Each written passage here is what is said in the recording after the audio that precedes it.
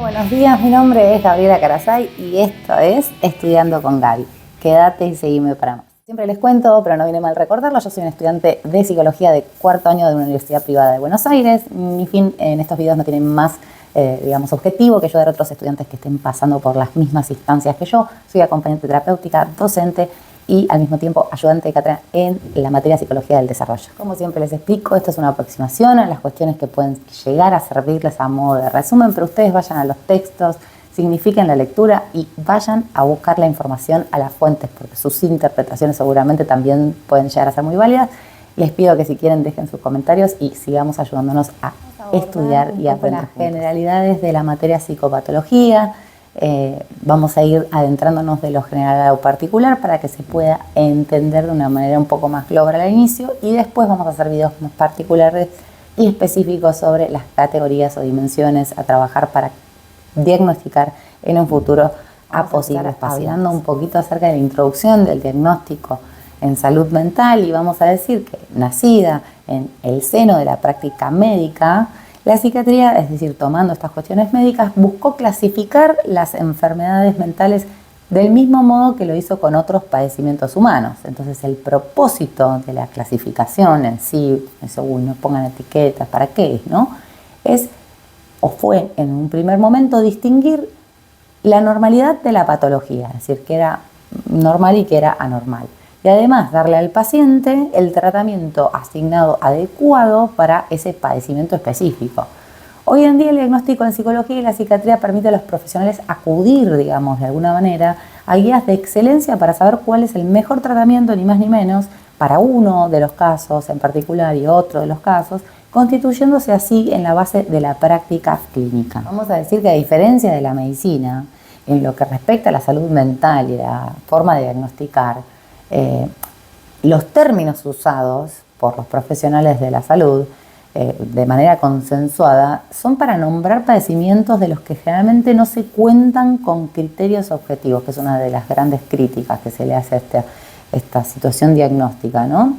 De validación, ¿no? Como que no se dispone de marcadores que sean inequívocos, que le den sustento, lo que hace que estos diagnósticos se conviertan en provisionales y cambiantes a lo largo del tiempo. Entonces, diagnosticar, vamos a decir que es el acto médico que permite darle una enunciación, es decir, ponerle un nombre al padecimiento de esa persona y relacionarlo con la etiología, es decir, con las causas que lo generaron.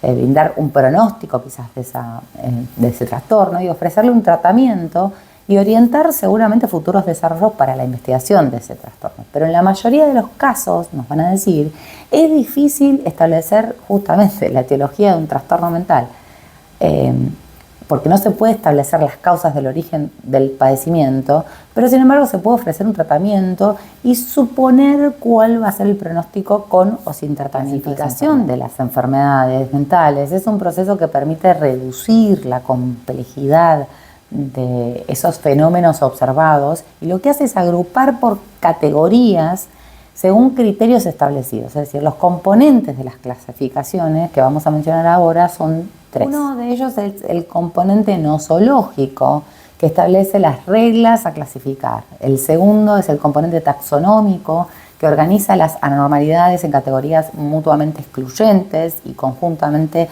exhaustivas. Y el tercero, componente estadístico, que permite organizar los datos, seleccionar e integrar categorías de manera óptima, con un objetivo de investigar en particular ese fenómeno. Entonces, la clasificación científica de las enfermedades en medicina se llama nosología. Esa es a lo que nos referimos cuando hablamos de nosología, la clasificación científica de las enfermedades. Y los términos específicos utilizados para identificar las categorías se llaman nomenclaturas. Nosología, de esta que veníamos hablando, es válida, permite a los profesionales una comunicación fluida entre ellos y permite también predecir el curso que va a tener ese trastorno con o sin tratamiento, como veníamos explicando.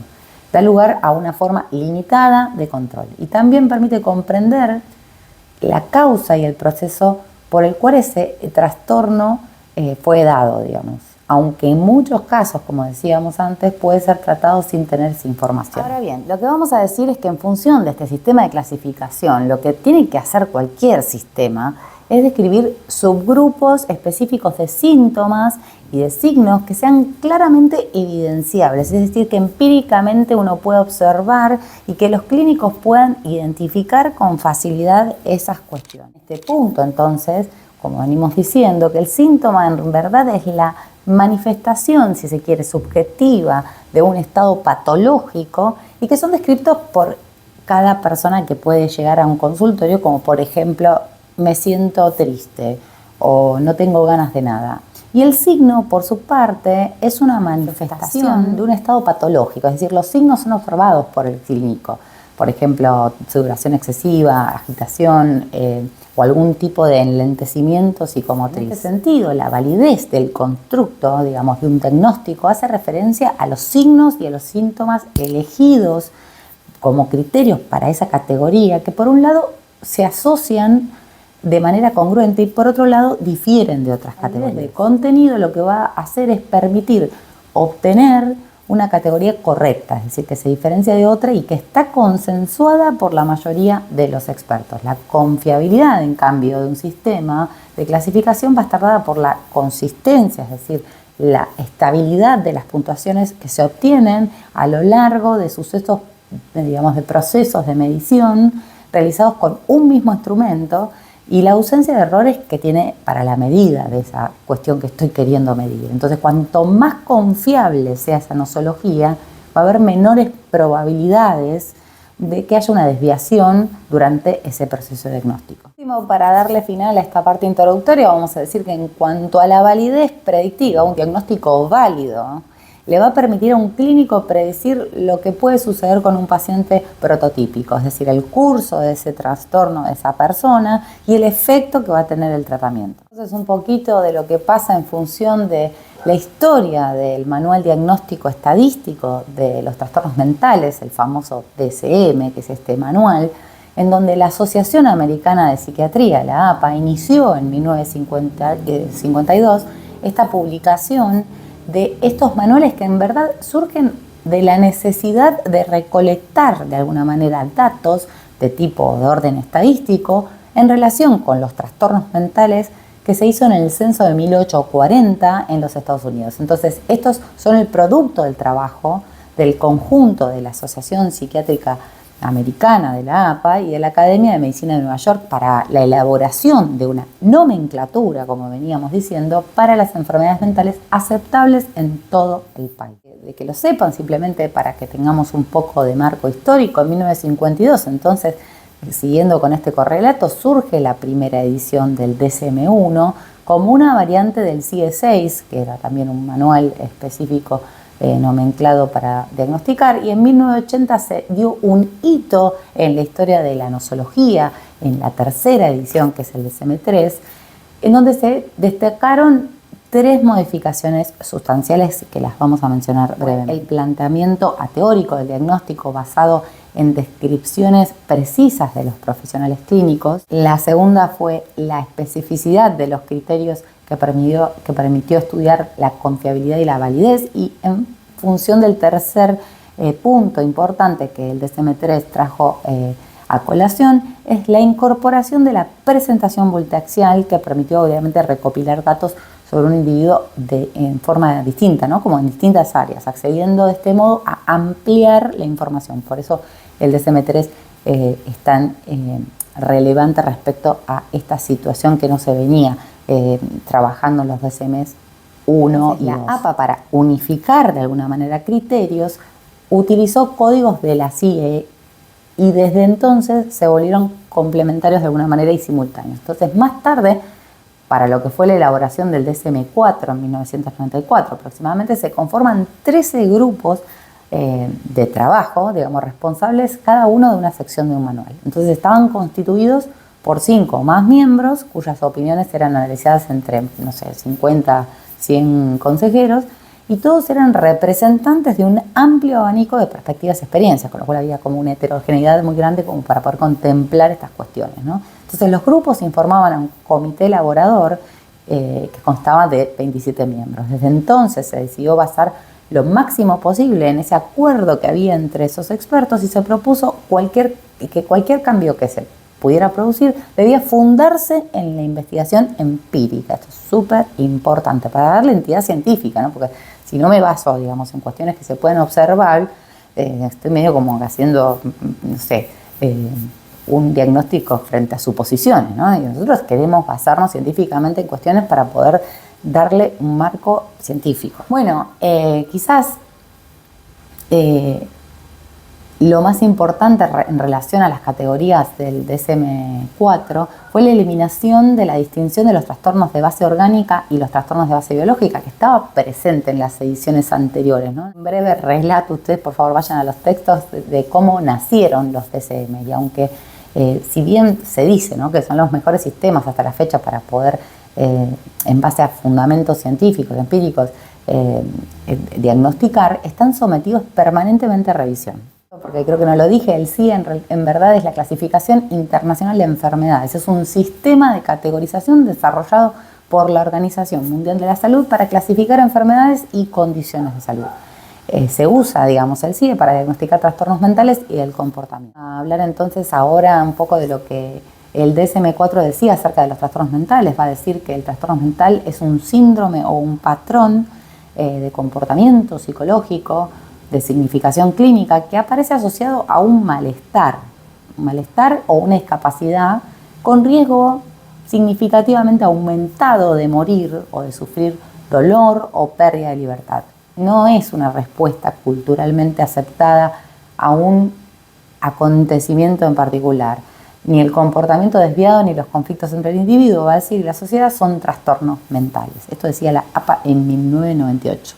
Vamos a hablar del DSM-5, fíjense ustedes, ahora empiezan a aparecer pequeñas diferencias. Dice, los trastornos mentales son un síndrome caracterizado por una alteración clínicamente significativa de estado cognitivo, la regulación emocional o el comportamiento de un individuo que refleja una disfunción de los procesos psicológicos, biológicos o del desarrollo que subyacen en su función mental. Habitualmente los trastornos mentales, va a decir, van a estar asociados a un estrés significativo o una discapacidad, ya sea social, laboral o de otras actividades importantes. Una respuesta predecible o culturalmente aceptable entre un estrés usual o una pérdida, tal como por ejemplo la muerte de un ser querido, no constituye un trastorno mental.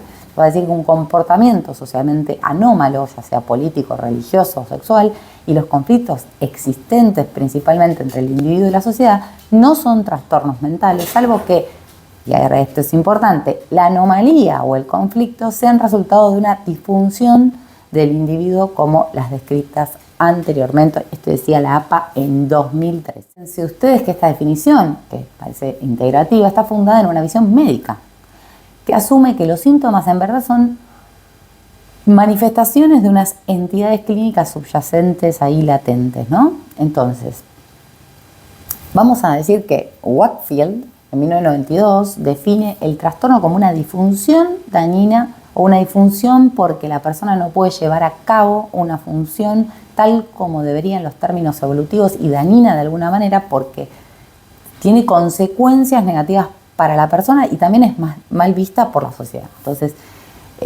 respecto a lo que es el método categorial versus el dimensional, los DSM utilizan el método categorial donde cada trastorno es distinto de cualquier otro trastorno y se puede definir una categoría delimitando un conjunto de criterios. Cuantificar, es decir, darle atributos a esa categoría estableciendo una escala, por ejemplo, leve, moderado, grave.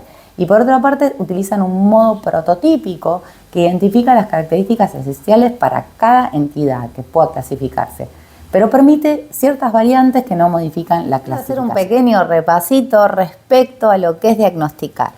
Recordemos que es el acto médico que permite, tras su enunciación, es decir, poniéndole un nombre, decir el padecimiento de la persona, es decir, esto tiene que ver con la psicoeducación, ponerlo en relación con la etiología, es decir, con las causas, brindar un pronóstico presuntivo de eso que estamos tratando de ver si eso no es, ofrecer un tratamiento y orientar la investigación clínica.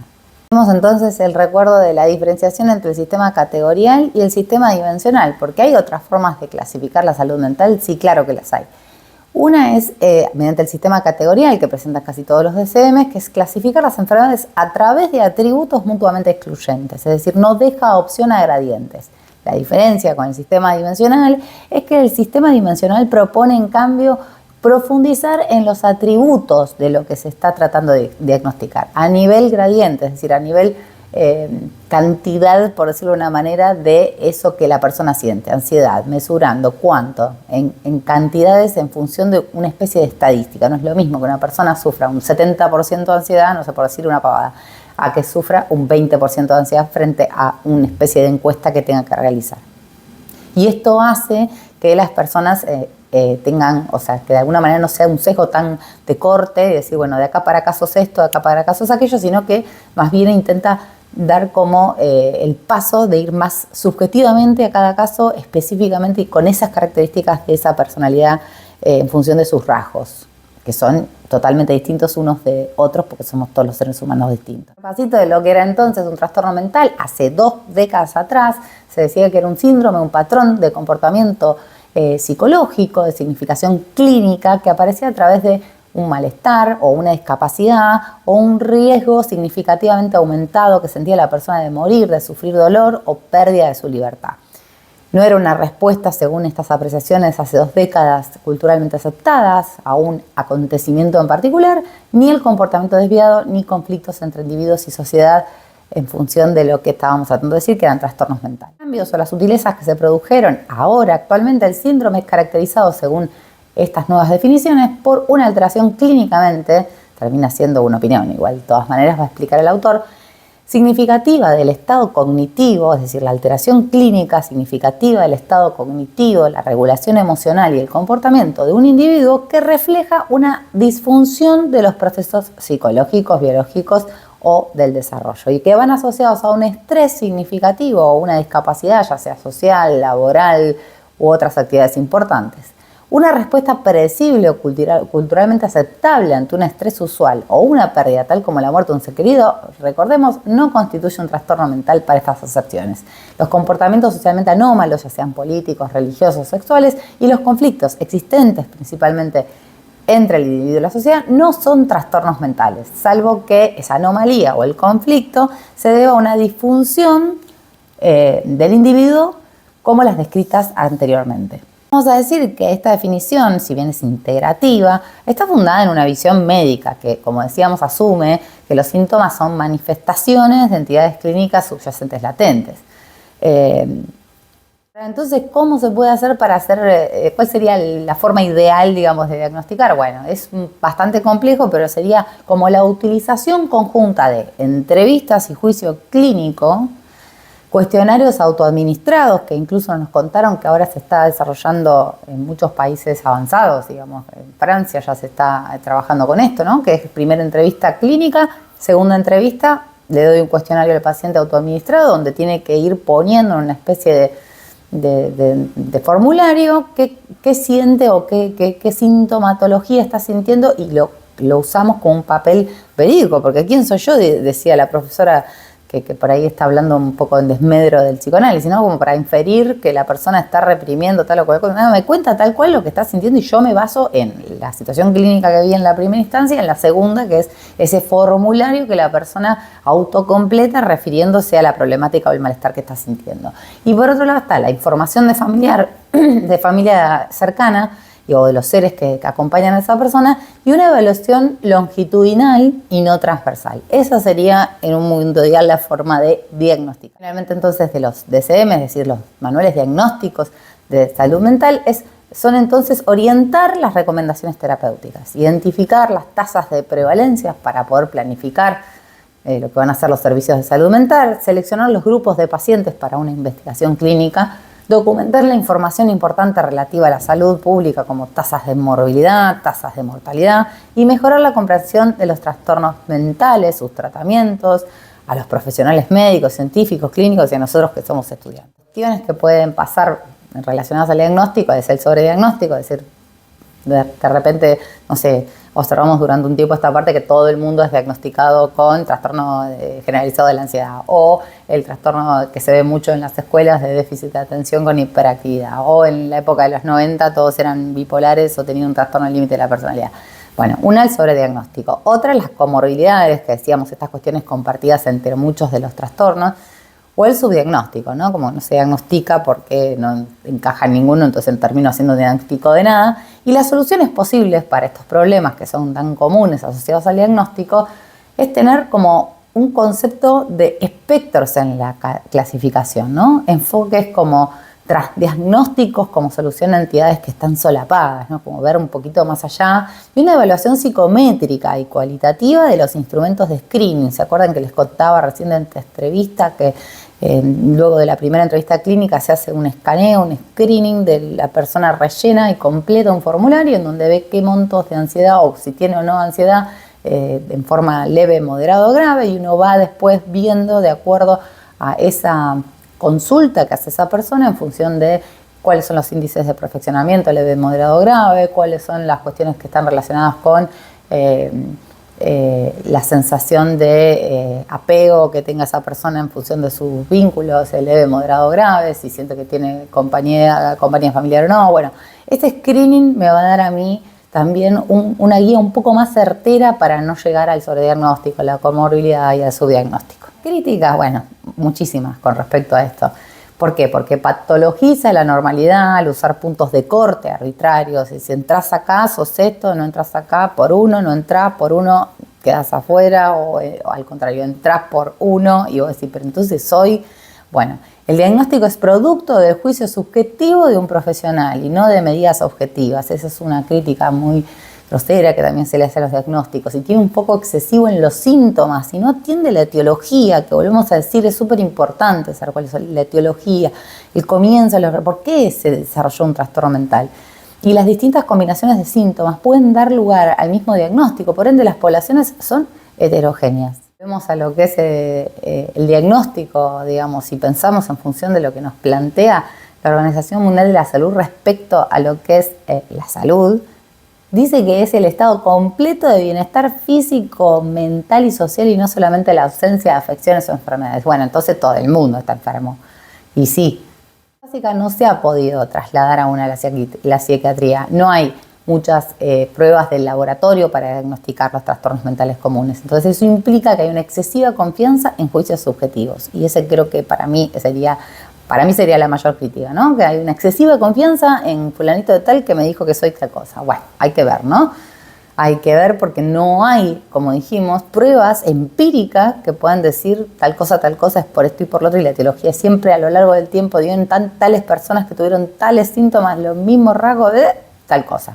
Entonces, cualquier extremo es peligroso, va a decir el autor, ya sea un trastorno mental que minimice la normalidad o a la inversa. Muchas veces pasa que hay personas que hay tanto sobrediagnóstico y no terminan siendo diagnosticadas por esta cuestión que decía de irse al extremo de no ni siquiera ver si diagnosticar, porque sería etiquetar y qué sé yo. Pero volvemos a decir que la etiqueta o la forma de nomenclar también sirve para guiar el tratamiento y dar un tratamiento específico. No es lo mismo trabajar con una persona que tiene un síndrome ansioso o trabajar con una persona que tiene un trastorno obsesivo compulsivo, y va a ser distinto el tratamiento en función de lo cognitivo-conductual y las tareas que vamos a darle a esa persona a realizar, que para otro que, no sé, tiene un trastorno evitativo. Entonces, realmente son distintas las cuestiones, y por eso es importante darle un nombre y nomenclar, no para etiquetar, sino para poder guiar el tratamiento y llevar a esa persona de la forma más asertiva posible a que se libere de ese malestar, al menos por un tiempo. Hace 30 años atrás la sensibilidad era el objetivo. En cambio ahora el problema es que la falta de especificidad que hay hace que no sepamos, porque es todo tan general que no sabemos qué. Entonces antes del DSM-3 había demasiados pocos diagnósticos y ahora es como que hay demasiados. O sea, nos fuimos de tener muy poquitos y que entrara la gente en 3 o 4 y también era con súper sesgado categorial, y ahora hay en demasiado. Por último vamos a decir que una de las cuestiones que estaría buena tener en cuenta es el diagnóstico escalonado. Primera fase sería recopilar los datos básicos, la segunda fase normalizar los problemas, la tercera fase es aguardar atentamente la evaluación continua. La cuarta fase es la intervención mínima, la quinta fase el asesoramiento breve y la sexta el diagnóstico y tratamiento definitivos. Todo lo que tuvo que ver con una primera aproximación a la materia de psicopatología, síganme para más, vamos a tratar de ir abordando distintos trastornos, distintos temas en relación al DSM-5 y los distintos ejes, así que espero verlos en el próximo video, les mando un saludo, espero que les haya servido, chao.